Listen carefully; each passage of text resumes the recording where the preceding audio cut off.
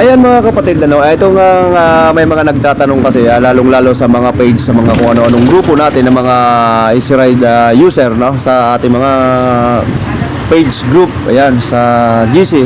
Nagtatanong kung maganda nga daw ba talaga ang Motorstar. So mamaya ko po yan sasagutin, bago ko sagutin yan. Ito nga pala yung biyahe namin na puro Motorstar, na nakarating po tayo ng Baguio sa ating biyahe na to, At dito natin masusubukan na ang gaano kaganda ang performance ng ating mga China bike na tinatawag nila, kasi kalimitan naman talaga ng mga ibang tao, ang tawag yan is China sirain, hindi makakarating kung saan, ganito lang, hanggang dyan lang, hanggang doon, etc.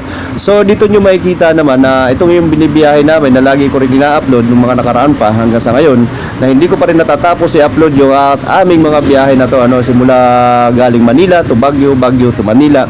At sa dami ng pinagdaanan ng aming mga unit na to, ay talagang masasabi namin na satisfied kami as a China bike scooter user, At sa mga nagtatanong, so kayo na po ang bahala dyan kung ano ba sa tingin ninyo, na kung naging maganda ba o maganda ba parte sa inyo, sa paningin ninyo, yung mga China bike.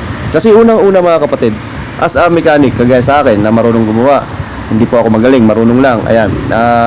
Kalimitan po na ang ginagamit ko is China bikes. Since na nagkaroon po ako ng motor, hindi man po ako talaga nakapag-drive ng mga branded talaga na motor, na unlike sa sinasabi ng iba talaga na bakit hindi ka bumibili ng motor na mga branded, kaya mo naman. Hindi ko po kasi kaya, Sa totoo lang, wala po akong pambili, wala akong panghulog sa mga ganyang unit.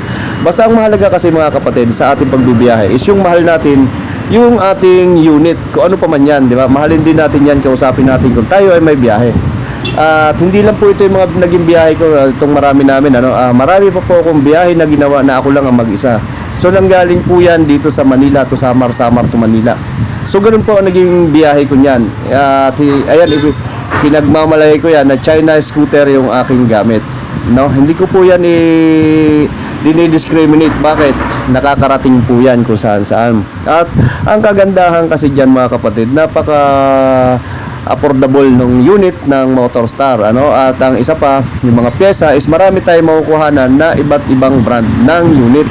Hindi lang po tayo iisa lang, na halimbawa kung ang unit natin ay pang Honda, is puro doon lang tayo bibili sa Honda, At sa Yamaha, ganun din, doon lang din tayo bibili. Ang Motorstar is marami pong kasukat na pyesa. So ayun, at enjoy nyo lang po ang kada biyahe ninyo mga kapatid. Basta masaya kayo sa ginagawa nyo, ayos na po yan.